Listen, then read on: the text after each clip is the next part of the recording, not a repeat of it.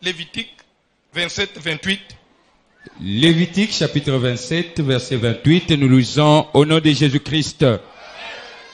Tout ce qu'un homme dévouera par interdit à l'Éternel, Bozolanda, tout ce qu'un homme dévouera par interdit à l'Éternel, en d'autres français, tout ce qu'un homme va promettre à Dieu. Tokei? Dans ce qui lui appartient, Vous comprenez? Dans votre richesse là, Nzambe nanga soko sungingai, na kukabelo terrain nangai muku na malu. La chose vous appartenait, oui ou non? Mais de votre propre gré au salinine. Vous promettez à un Nzambe ne pourra ni se vendre, ni se racheter. Okoki koteka so eloko wana te, okoki pe ko racheter te, c'est-à-dire quoi? Na monina pesa tambongo na place na récupérer eloko. Ou bien na pesa eloko mususu na zo o1.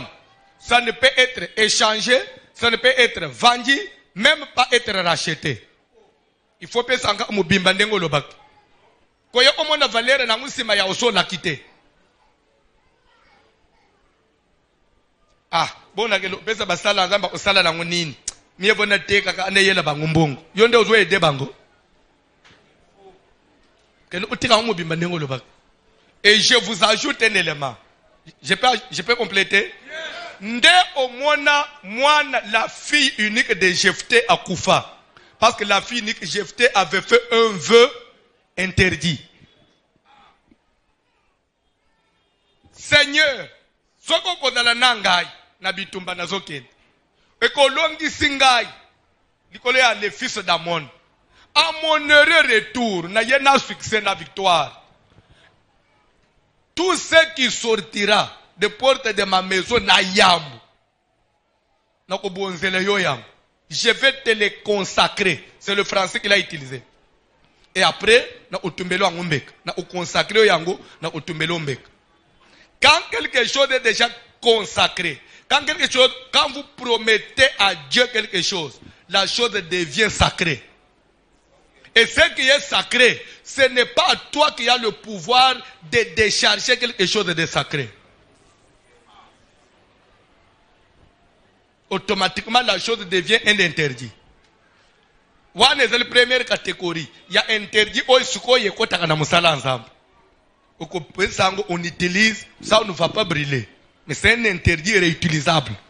Première possibilité. Beaucoup fanda. Tout ce qui est bien. Deuxième possibilité est la dernière. Deuxième possibilité est la dernière. C'est un interdit qu'on est censé dévouer. Vous allez permettre, vous allez, excusez pour la tautologie, mais il faut qu'on ait le babong. C'est écrit aussi comme ça. Deuxième catégorie, c'est un interdit qui doit être dévoué par interdit. Vous comprenez la tautologie, non? Un interdit qui doit être dévoué par, ça veut dire un interdit qui doit être détruit. Même l'église ne peut pas consommer l'ango. Même yo, même un païen ne peut pas consommer. On doit détruire ça. Il faut être tumbama, il faut être zika, il faut être comme poussière, il faut être limois. Ça ne peut plus exister. Ça doit disparaître. L'interdit dévoué par interdit. Deuxième possibilité. Amen. Alléluia.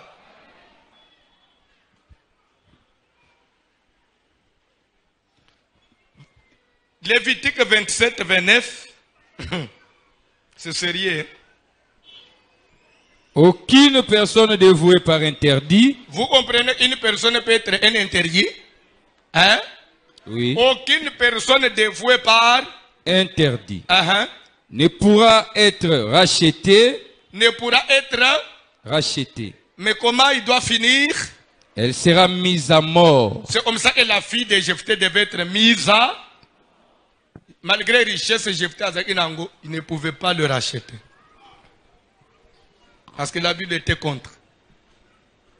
La personne dévouée par interdit doit être mise à mort.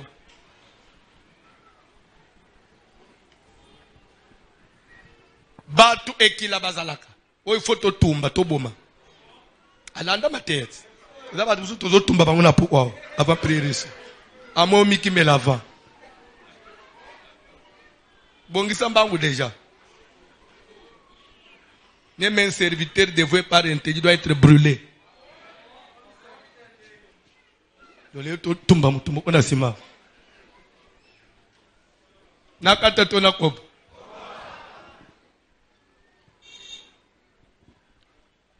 L'interdit qui doit être dévoué par interdit, soit examiné. Dans le Bible, interdit qui peut être racheté. D'abord, nombre 18, 14, rapidement. Nombre 18, 14.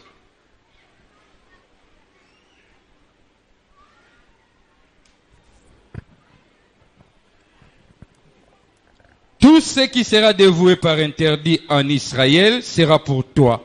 Awa nzamba zoloba na sacrificateur nyonso oyo bana ni Israël ba dévoué par interdit. Ça veut dire quoi? Ba ko la kanzambe. Biloko ya veut, hein? Tout ça la première possibilité sera pour toi, pour qui?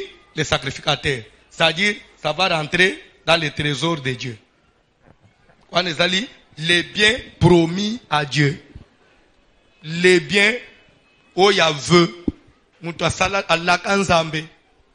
C'est pourquoi ndengo zaboy soko sala veut moko ozolanda yeba que veut wana tu ne peux pas le racheter, tu ne peux pas changer ndakisa ezana batu moko na église ao peza na église oyo mobimba nako rappeler binom ke lere to bandaka deuxième culte ya pourquoi dénommé adoration plus to pesa kangu kombo adeko oyebi yangu adoko hein adoko oyebi yangu lisusu adoration plus to salaka vœu nzambe na ba prière makasi yo to bandi soko sungi ngai na obomba tena osala nini pardon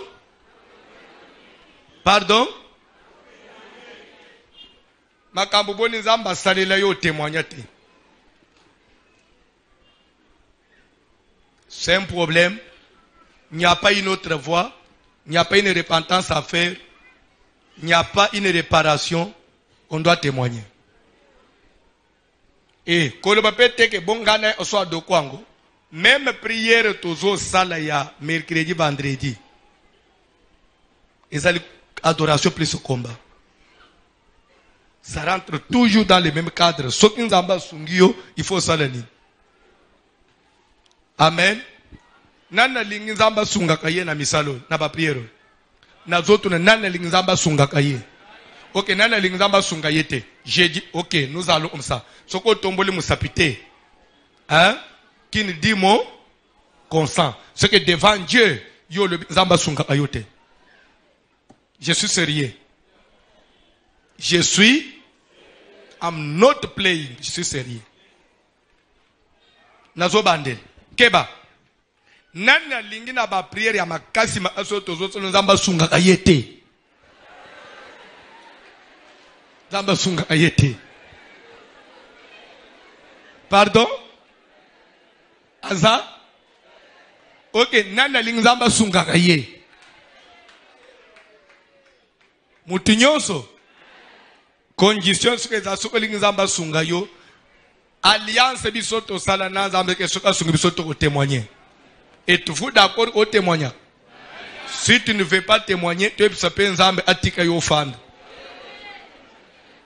Vous êtes d'accord? C'est que à Kalembelembe, le témoignage doit renaître.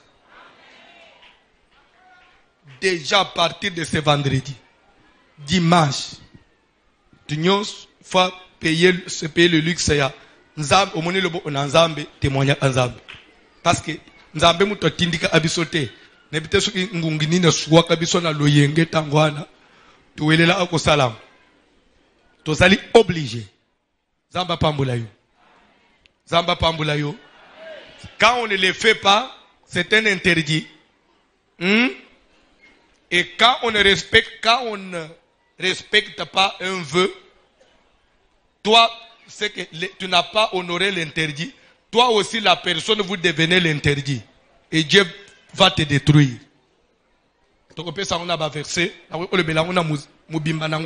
C'est tout un chapitre d'interdit. Mais la maison de mon père.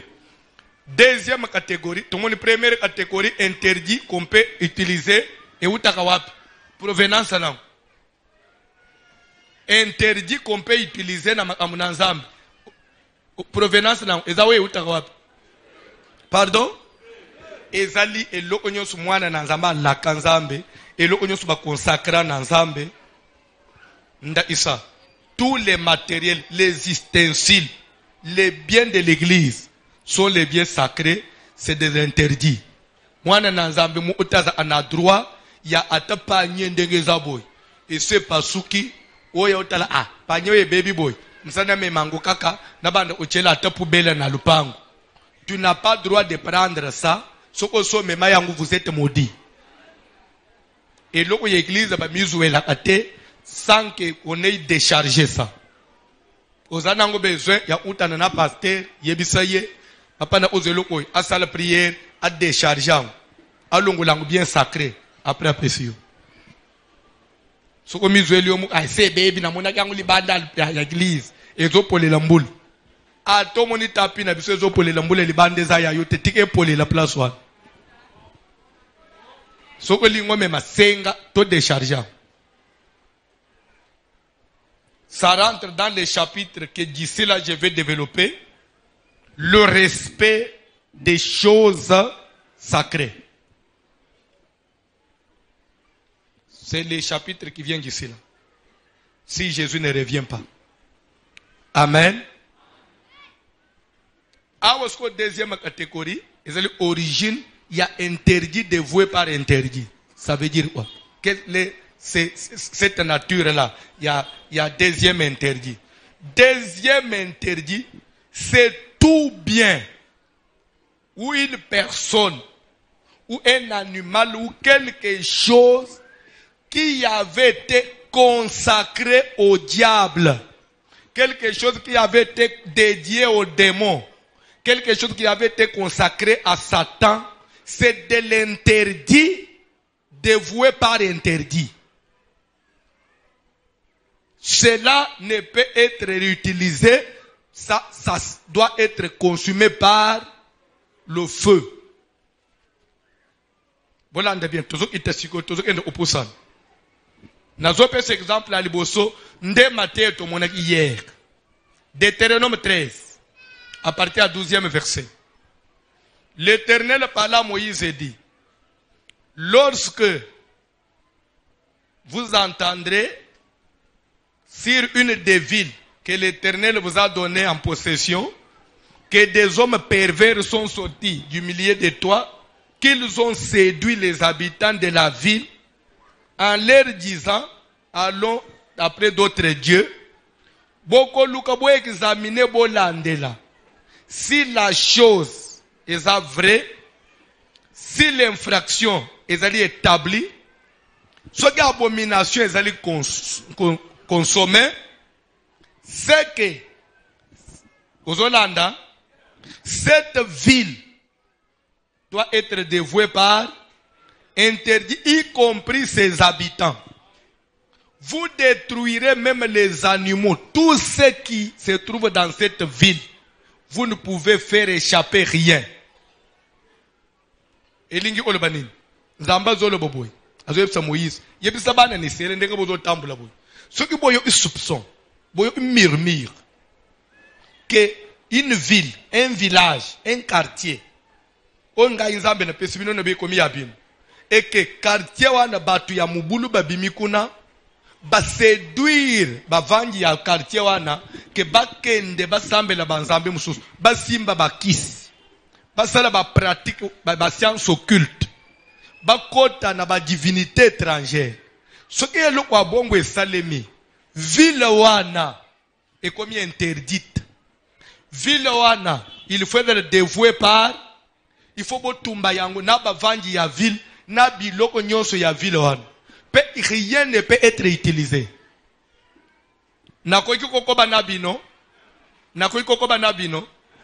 Ndebi pa wapi ozomona ville lokola Jéricho. Nebite suko bebi Jéricho. Hein? Jéricho, nzamba c'est Josué. Cette ville doit être dévouée par interdit. Quand on dit dévouée par interdit, botumba, na ville, na bato, na bangombe, na dollar, na diamant, à tout le côté hors na ville, il faut otumba. Oh. Mais pourquoi il faut botumba Jéricho bongo? Mais pourquoi bobunde ina aïe botumbite? Bobunde ina malek botumbite? Pourquoi Jéricho faut botumba? Je vais vous révéler un secret. Bani ni selele bebimne Egypte bazoke ndeve kana. L'air ba komili bosso à Jéricho ba koti une ville barricadée, clôturée, une ville où personne n'entrait, où personne du dehors ne pouvait entrer, celui du dedans ne pouvait sortir. Donc ville moko makambu nyonso ba secret na bangu bloqué na kati. Nzamba le ville aboyezala awapi. Nde Josué a vu des espions. Ne peut-être que vous avez vu solo. Alobi bo sala lokola bozaba ba trafiquant, lokola bozaba touriste, bo s'infiltrer bo kota na ville. Bazo kota na ville bazo kende ko lukanini. S'il vous plaît. Il y a une différence entre 12 personnes batinde ba kende ko explorer Cana. Na différence entre des espions où Josué a tendé à explorer Jéricho. Jéricho, d'ailleurs, en d'autres termes, Jéricho n'a pas été exploré. Parce que les deux messieurs Bakotaki, le même soir où ils sont entrés, quelques minutes après, information est comme un roi. Qui va pas y avoir continuer en boka. Ba alerter tous les services de renseignement, vous fouillez bang. Bang peut directement se renseigner qu'il y a une prostituée, va continuer en dakunaye. Le temps bazolia prostituée yo ke bazol lingabalu ka batu baye amatiba na plafond. Bawana baye batali bamoni mutu te. Bakeba pese renseignement na butule bango bakei Raab na prostituée abimiseli batwana na porte ya sima lokola nda unaweza ina ikangama ina frontiere ya mboka na mire ya mboka abimiseli bango na singa bakweli banda ya mire bakimi bakotizamba abiswa bolala kele bobata ma place mu 3 jours bo bougete. Ce qui va même dans Zamba, après Bokei. Vous comprendrez que les deux messieurs, ils n'ont pas eu même le temps de la ville pour nous explorer. Contrairement à 12 espions, on va explorer Kana Bango Batambulak. Mboka mbeti ba una ba tuamboka na baza bingambe mais ba oyo ba tambolite mais ba yaki ko zo ak information. Ba jean peka ke para aba après ba salinine. Babim. Information ni ba yelaki. Moussalani il fallait basala na Jéricho parce que après tout nazomona même tina bayela ite parce qu'après tout bitumbe salame entre Israël na Jéricho te Israël salika autour Jéricho salinini et quoi yango moko. Alors quel est le secret balinga baye ko yiba na mboka ezekili kambu ya ba explorer mboka te ezekili kambu ya ba accomplir Deutéronome 13:12. Ce qui vont apprendre que ville neza ville ya occultisme ville abakis bolu ko bo se renseigner pour nous établir le fait. Les deux personnes qui sont là, Raab, ville na bino ezandene Raab et papatika. Mulile ezanamboko. Kobanda roi nganga ya usalate. Ba mikolo nyonso zomona na butu ba pumbwaka. Ba ne mikolo zomona ba ko bongwa ba ndeke. Onde ville bovange papatika. To vivre andengo zomona. Ba ko limusa yo bazwi mwana mwasi babaluli yo mwana mobali. Mwana bali omisie mwana mwasi. Raab makambo boza na preuve oh papa. Bon ngam kolombo ana ukose bino pona nini. Alo siteleleka. To ole isatan supona nini. Ndeko kitaba itiba ebisa Josué ke wana zama belete. Ndenza mbali siteleleka. Jéricho mobimbi fwe sale nini. Etumbama. Pelere Jéricho etumbami. Vous n'avez pas droit de recueillir quelque chose de la ville. Et à quand, fils de Camri, à Kende Kolokotalengo d'or, ya Jéricho, à Bombi. Oubliant que, bien Yamboko est dévoué par.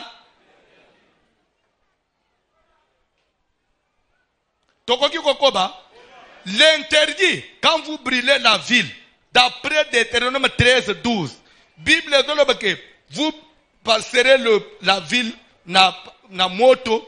Et cette ville ne pourra être rebâtie. Elle sera pour toujours un morceau de ruine. Ça dit que même chose pour Jéricho. Jéricho ne pouvait être rétabli. C'est comme ça que tu verras Josué prononcer la parole, dire, maudit soit devant l'Éternel, l'homme qui se révéla pour rebâtir. Conformément à Deutéronome 13, 12. Même rebâtir après, non. Mabelwa il faut être à la morceau de ruines. Il faut être à Mabelwa où il y a équilibre, il y a équilibre. Même où tu as ton place en été. Yele de betele pa ye na lo yenge ayebite atongi akufele bana mibale pe batu nyonso ba fanda na Jericho ba fanda vile wana edela akaka mai ebomaka pe bilanga ebotaka biente ti il a fallu Élisée aya ko bwaka mungwa pourquoi bwa ina origine pone nini pone tina na kwa senir parce que zeki mabele ya ekila mapangu ya ekile zalaka quelque soit nguya na mbongo futa ya loyer yoko fanda wana te. C'est pourquoi avant kokota na lupangu tunazamba nazo kota na lupangu nini na sepeli na ndako menzamba zoloba ndao mwana kamibali mususu na mukili hao mwana mubala za kitoko mwana mbala za na mbongo mwana mbala shanja ana mituka makipa amakambo abasite juri bozo kutana naye olobi webike na kutani na mwana mbali wala ri ananda onabilo unyonso ile ko isanga unaka mwasi weza chance na ngai mama yo lingolo avant yo basi musuba mona place wana te okoti boye okoti na elanga ya lobi olekimbeka lobi olekimbeka ebele bakota mabele mubesu parce que akeko yata na bilanga ya kila nzamba defanda amutu na ilanga ya kila te parce que okota yo mo sans nzambe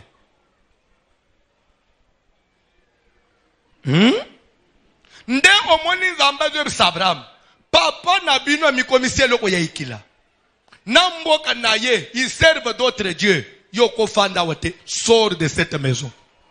Il y a des familles il faut bima famille ya ba chef coutumier ya banganga famille ya ba pratique bundoki famille ya ba sacrifice ki na moya lelo batu ba komiko luka nzambe yo na village na bino bozo kata ba soso bozo kende oloba maloba na batu ufana village na bino yo pe ofanda yo sanga yo za na famille oyo ngai na délivrer yo zonga nakati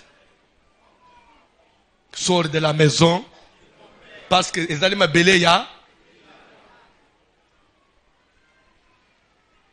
tokoyi kokoba ne peut-être qu'on doit comprendre. Nous ajouter un élément. Papa, Dieu n'est pas injuste. Est-ce que quelqu'un peut dire Dieu n'est pas injuste? Nasina landa serviteur mo na kalembele mbawa, même ba pasteur ebele. Bazolo ba ke David asale masumu ebele. David azibasi abato. Alangi ba kolo basi asale nini? Ba kolo basi achewa abomi. Ah, David. Mais malgré nyonso wana, asengi bolimbi sinzamba salenini. L'homme c'est l'homme que je te pardonne. Mais Saül, dit soumounini ya grave Saül la salak.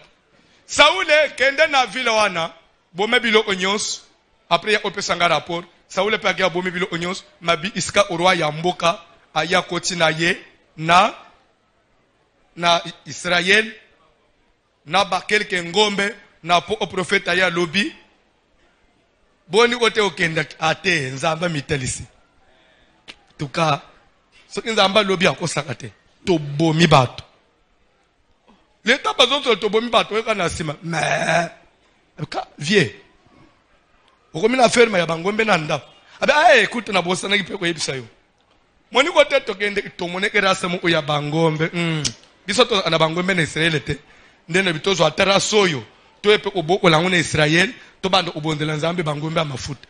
Samuel alobi papa yo zana bolingo oleka nzambe nzamba lobi kende boma. Ça veut dire quoi? Saül a violé la loi de l'interdit. Il ne pouvait pas faire échapper quelque chose. Quand Dieu dit détruis tout, c'est que déjà est dans la pratique occulte, est dans la dieux étrangers. Dieux étrangers à côté na mabele musantu te mabele Israël te. Saül a kaya bomi batu, mais biki si roi ya mboka wana. tokotanga na bino na Bible. Bible dit qu'une personne qui est sous l'interdit, vous n'aurez pas pitié de lui. Tu le détruiras certainement. Mais il y a yokel papa wana mau. C'est-à-dire que l'isumu ya Saoul est 1000 fois grave que le kindumba David.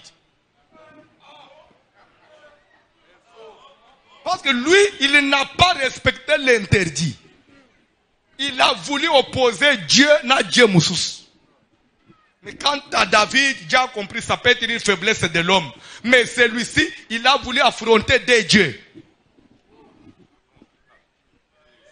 C'est pourquoi Ndengo Fanjao, papa, ok, ko simba bakisi na yo, mbongo bakisi bayi anaone église te.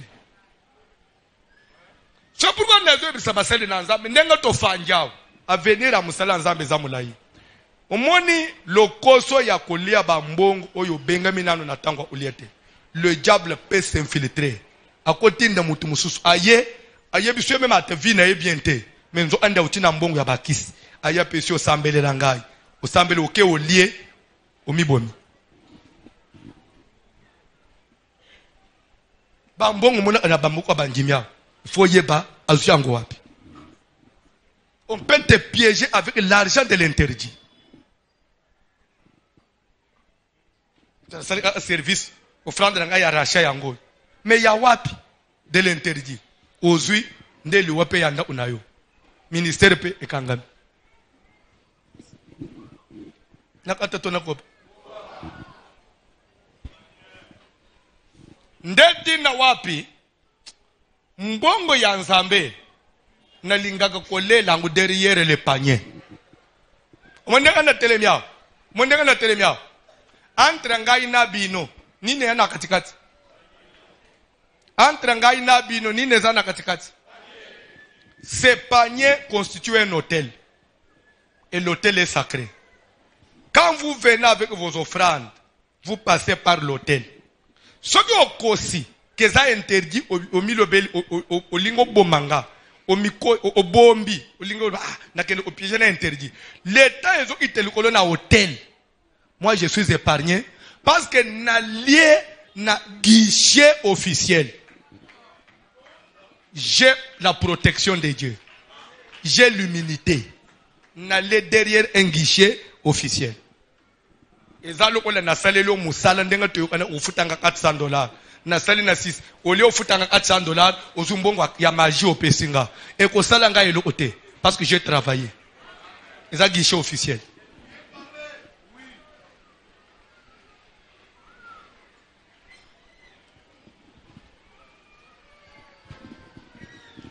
Alléluia. Alléluia. N'a pas besoin de quelque chose. Ezana papa moko, aza grand politicien, ya mboko asa kufaki. Bon, na kokola, hein?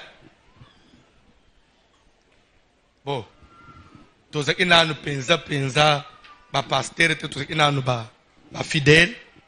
Tobande pe kende pelere mu ba formation, ba nini ya ba parti politique, hein? Papa, mais ça ne veut pas dire que bon, le on a passé, on a son parti politique. To yokane na place one. Ce que to yokane na obi na lisolo. Ce que to yokane na kati lisolo pe sukeli kawa. Vous n'allez pas interpréter autrement.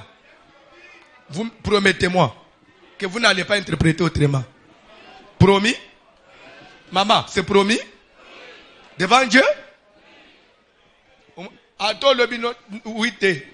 Papa le oui baza ebele.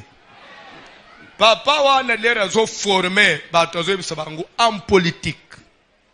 Si vous voulez aller loin, la politique est tous allés. Au moni batindio Jansi kende pa ya ministre Israël. Alors bien d'autres une enveloppe il y a $200. Admettons qu'on a un opposant. C'est comme ministre Mokolobi, il a $200. Maintenant déjà c'est que nous sommes pas ministre d'Israël. Soko komikuna. Au moins a payé 220. Il c'était papa. ben c'est nga okopesa nga 200 donc ça 20 kozwa 220 nga lobi okozwa 200 zwa soki 20 ezali kolozongisele 20 okokende na politique etina suka mais soko lobi onjira lekisaki ayezana ngombongo wa mboka 20 ano chena poche nde bato muni bazole isabango en politique.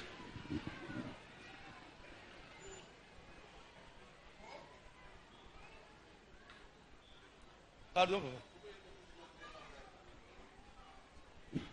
Soit soko ye nango ya ananyos 220 loba papa o loba ke bapesa nga 200 na pesi 220 na bisena zongo 70 boy 220 ango mais soki na nzela o longoli ata 1 o elekagile o contrôle moni bo unja sale kerera $100 o leki mbeka ya politique nde ba jeune nyoso zumuna ba ufana politique basala a politique nalo oswa mbongo te politique ezandeka mona musala nzambe bakota na musala nzambe na motema dukuduku te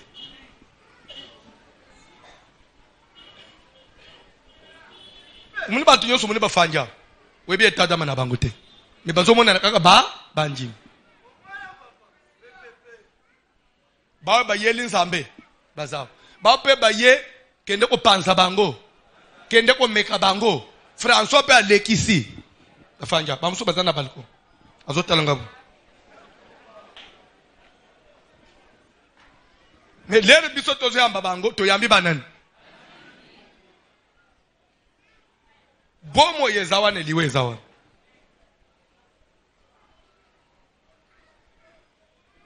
alléluia.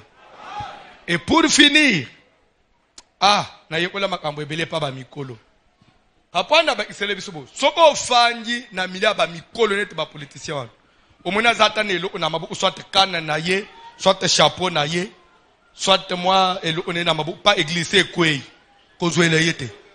Tika ye mu amizwele lo na ye. Kuneza ana respecte ya muto papa na zwela yo. Kosimba ka kosimbi oleki. Tika mizwele lo una yende nga kwa Isaac.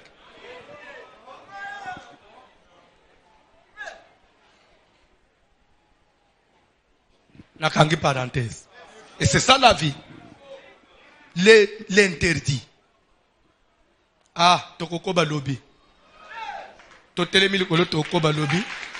Na ofungulango bien le na male. Comme pour dire que okomonaka mwasi mususu na nzela ozotala mwasi défaut te tache te biseko ko fingela ye ozomituna me oyo ya boye mibali bamonaka ye to bamonaka ye te seko yeza ekayanga inzamba bombela ngai okoti pe osali nini ocholi tina océan.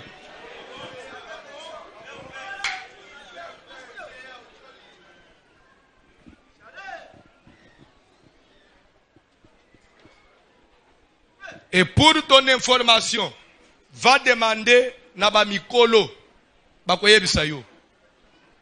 Ba mikolo ya kala ya Kasai basangisaka kindoki na bango nyonso. Lera ba monaka persécution ya l'homme blanc et les kaki. Il voulait rentrer dans le cœur de l'homme blanc. Ba yeba makasi na ye pe ba yeba komako combattre ye. Nde bayaka kosala mwana mwasi oyo kaka babengaka na bako akalonji na chibata chiyamba wakati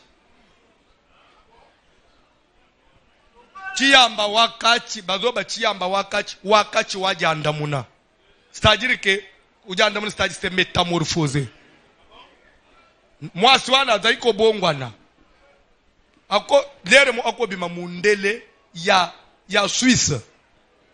C'est-à-dire que 100% mundele. Quelqu'un est après abimi ndundu. Quelqu'un est après abimi noir. Quelqu'un est après abimi coco. Les mots abimi jeune fille. Et tiamba wakati était comment? Bakama tiamba wakati batindi na nzela na tongo. Wakati là, kachi ça veut dire mutombo kachi. C'était le grand chef coutumier. Kachi mutombo kachi donc c'est comme c'était quoi. Cette famille-là, jusqu'à aujourd'hui. Mais là, il y a les lotés. c'est le grand mutombokachi de yakala. Ezate oyalelo. Amen. Oyalelo ezaka kombo. Alors, mama wana bazi kuchaye nanzela. Tamsu na zamba. Umoni landrovera ba mindele zoya. Ezole kana tongo wana ba missionnaire wana ba agronome bazi kusesa batu babilanga wana. Bazo beta ba noir ba tsa babilanga. Bazo kende soit na ferme, soit bazo compter bilanga ba coton. Batale bazo mona mundele. Jeune fille ya mundele ya bango penza. Na zamba zolele. Mundele okoka oleka na mboka. Uzomona jeune fille ya mundele olele. Mundele freine. Yo awa. Comment ça? Oh non, naza belge. Naza mwasi ya apesipe kombo ya mundele mususu ta muso ya yebani. Ye mutu ayana ngai ya abeti ngai abengani ngana ndako. Azo bengano na ba negrao. Uso ba violer uso ba salo mabe. Matana mutuka. Bakamati mwana mwasi ba matina mutuka. Bagena ina ndako. Bavanjitse na mesa ba pese bilo olia. Nyonso bazo solo la bangu na bangu. Ba noir fo ba yeba. To sala bangu ba oyoka. Bangu bazele lobi to sala boy. Chiamba zo yoka. Chiamba zo azo enregistrer. Pe eleta mezira ko yoka mino nyonso ba lobi flama yoki. Mais c'est ça la sorcellerie noire. Maintenant lere moko baza enregistrer na ndakwana.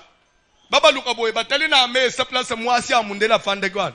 Bazomona koko moko ya mutu mwindo zo tanga soyi. Koko? Yo, comment tu es arrivé ici? Babengi sentinelle la porte. Oya ocha ondeni. Ote chef nga pena comprendre te. Yo mama ando ko zulu la ba problème. Abute ngala kende kasi. Bon munde mwana wasa munde la azab. Ote pas chef c'est akimi. Place akeye to monite. Babengani ko kwa mundele. Lero abimika na libanda lupango abongwa ni jeune apakati mbango. Epa mutombo kachi. Ba mindele ba lobi boy ba kusala bino boy kusala bino avant zo achiamba wakati. Tu vois l'homme noir et l'homme noir est capable de faire. Bon ce que muto ko fabriquer le kwa modèle wan. Bongo ko bloquer vina yo.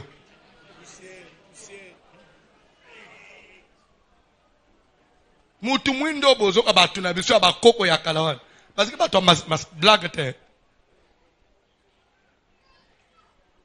Amen. So kinzamba sungi mukolo musuna obetre bino lisolo adage moko balo bakanakasai. Mwana nanga depuis na tinda yo okenda ndenga mbala kenda na basonga.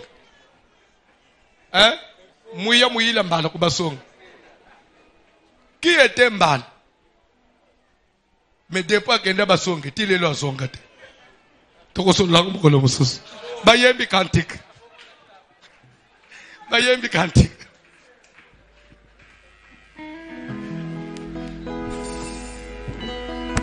C'est comme ça que tu as l'adage chez les Kassaye. Ce que tu mwana umeli. Otindi mwana umeli. Ce que zongi mama fole bane. Jili. Okenda ndenga mbala kenda na basonga. C'est mbala azako kenda bamboka nyoso azonga. Mejuru akenda na basonge tilelo. Azonga te. To oso langu mukolo mususu. Lobi ndenge nini? Eza na sijete. Kantik.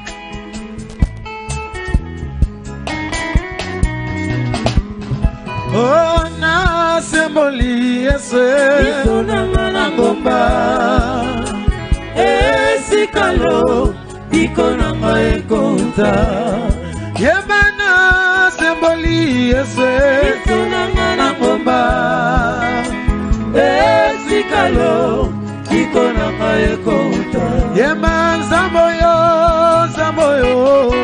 Elika na ngai Makasi na ngai Yone okupela kinga Zamboyo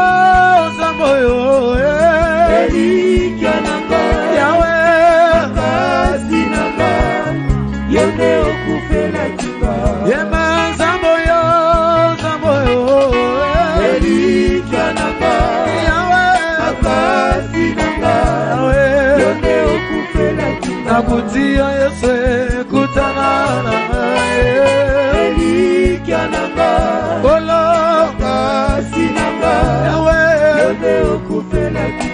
Yema Zamboyo, Zamboyo, Elikananga, Ya Yesu, Sinanga, Olo, Okufela Tika, Yema Zamenanga, Zamenanga, Tika Naite, Yahweh, Boko ya Manguna, Nanga Ikono Sibanga, Yema Zamenanga, Zamenanga, Tika Naite, Yahweh, Boko ya Manguna, Nanga Ikono Sibanga, Oh, Bango, Makoma, Koloba, Odikona Yewate, Ya Yesu, Okosala Zokitambe, Nayako Sibaye, Oh, Matelinga, Maboko, Nasima, Ataliko Swamigo, Akakelinga Motema, Mokanalo, Oh, Babosani, Nazana, Zambe,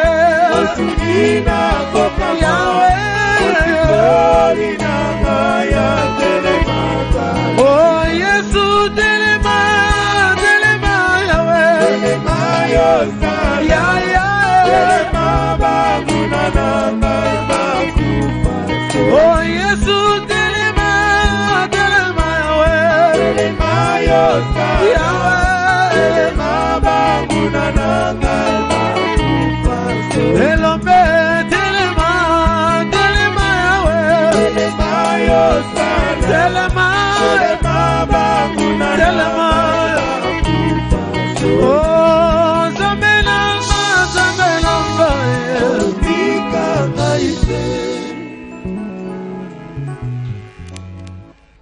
Jude, verset 22-23. Jude, verset 22-23. Peut-être au comité de Malobi, chapitre 1. Et ça, on a chapitre 1. Jude, verset 22-23. Rapidement, papa. Reprenez les uns ceux qui contestent, Bible, les autres, boy. Bozolanda. On me dit toza boy. Serviteur, fidèle, maman, moko, papa, moko. Akoki ko linga ko pengwa, alinga banda, etamboli mabe. Bible, ba tosala nini. Reprenez les uns. To gangela ye. To sala to zongisa ye na nzela to kei. sauvez-en d'autres en les arrachant du feu. To koki ko sauver batu mususu na ko arracher bango na to sauver na nkopenza. Oya ko ufate to bi isio na makasi. To arracher yo. Et pour d'autres encore, Pona ba mususu. ayez une pitié mêlée de crainte, Bango soko mona bandi ko pengo. Soko zo kele ye mawo. Mawane ba isamana ko banga. Na sauver. Pardon. Est-ce que na ko sauver? Ngape na ko kuzindate. Tokei haïssant jusqu'à la tunique souillée par la chair. na ko yinaka bango tina elamba na elamba esimba nzoto na ye. Bo banga yango. Ezana batu musu l'église. Oya sazu nzela ya mabe. Mutu ake esimba bakisi. Même ate lambo esimbi nzoto na ye. Na ko simba ngo sosite. Ndenga tozabwe batu nyonso bazaka ya osovete ezala batu nsu bibili ba boyina ye meme tina elamba esimba nzoto na ye o afinyika drawana oso omoni drawana pakata mbango me ozokima drawana me esimba nzoto na ye oyebi te tozala na nouveau testament bien na ancien testament omoni batu nyonso bofandi bazaka ya osovete meme na famille me ngango oyo bozokende na ye wapi Ibe banga yete na chemise anzoto na ye. Ya tayi na chemise kema. Osola tango simba nzoto na yo. Papa zo chemise na. Vous avez na crainte. Parce que ça ekila. Na ya yembongo mbongo ya ekila. Ke ba ko se souiller. Ezana ba grand frère mususu. Ya yembongo na ko liete. Parce que na ebi banzela na ye. Na yebi banzele depuis akoma na bambongo ne wana depuis kota banzele wana tumwana ke su clarté même ya ye mbongo na ufutela ndakute na ufutela mwana classe te ozi ofutele mwana classe nzamba pesio mukongo c'est dans la Bible to komona ba verset belé tito comme dimanche Dieu n'a pas seulement dit à Abraham sort de la maison de ton père. Mais au moins dans Bino, comme la Bible dit, sortez du milieu d'eux. Milieu ya banane. Comment yo mwana na nzambe papa? Otambula kana ba occultiste. Ozana ba rendez-vous kana ba tabakiste. C'est yo mibali balanda ko ba mibali basimba ba is. Frère, alanda ka ba sia etada mama be. Yango yo mo anasema seni. Ozo sa la prière. Et loko nyonso ya ekila, même ya famille na ngai, elungwana atina ngai. Oyebi place moko na sepelaka. Ah, na ebite na kata verset wana koma. J'ai parlé de Rahab la prostituée. L'air va découvrir que vilo ane zeki na magie. Mais Rahab ya mboka wana, mais ya kufate. Ye basalaka nini? Batika kayete Rahab pe basalaka nini? Ba messager ya Josué ba ibisaki yeke tokobimisa yo. Yo na baboti na batu nyonso ba odala na ndako na yo. Tokobimisa yo après tokosala nini? Tokotumba mboka. Il y a de ces familles là parce que toi tu as reçu le messager. Rahab pour avoir reçu le messager. Or il n'y a pas de messager sans message. Parce que toi tu as reçu le message de Dieu. Yo fonzamba bimisa yo. Na simatali bote kozika me yo na ndako na yo. Fonzamba sauver. Oko kufa lokola bande na yo te. Tunanga pona nini? Mais au loger ba messager na ndako na yo. Et je vais vous dire une chose. Les messagers que Rahab avait reçus logés étaient au nombre de combien? Ils étaient au nombre de. Nous avons l'Ancien Testament et le Nouveau. Il faut que mobimba. Kopona pona te.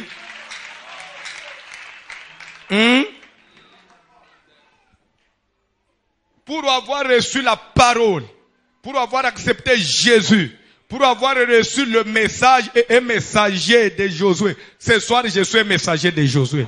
Parce que tu m'as logé chez toi. Je te dis que yo okotumba mate. Yo to obimisa yo. Après famille ba osala nini? Ah, tika moto ekita na famille panza molili kintoki. Ah, ça la prière. Ça la prière.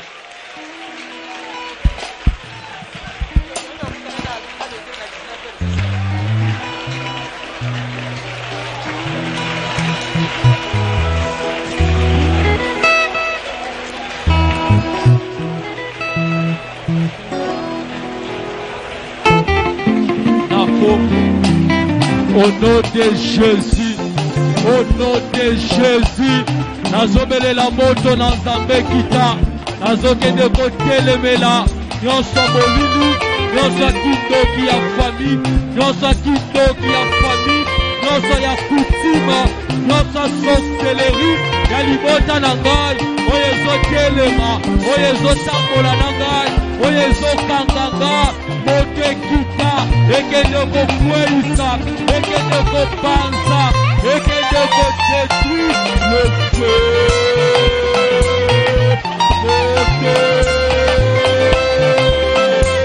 Moto pela, moto na nzambe pela, Sana prier. telebela, azopanza, uya nyonso, ya kindoki ya libota, oyo etelema likolo na ngai, oyo ezokombatre nga, oyo ezolandela ngai, Sana prier. nyonso ya kindoki, sorcellerie nyonso, ya famille ya papa, ya famille ya mama, oyo etelemelisi na ngai, oyo ezokulela makila, lelo, moto na nzambe kita, ekende kopikola, kutu ezoloba, mpona nyonso, oyo papa lobi te, kutu epikama, au nom de Jésus. Nazolo baboy. Rahab ne pouvait pas être sauvé si elle n'avait pas accepté de livrer son pays. Si elle n'avait pas accepté de livrer son village. Si elle n'avait pas accepté de livrer sa famille. Rahab andimi. Mboka na ye mobimba ya Jericho ezika. Mais pour qu'elle azala sauvé. Nazana bezo bele la moto na libota na yo. Nyonso ezali ya mulili. Na bato wa mulili. Bato bazo ota mulili tilelo. Grand frère Yandok, tata mwasi ya magicienne, Azika, lokola Jericho, Anyamba moto.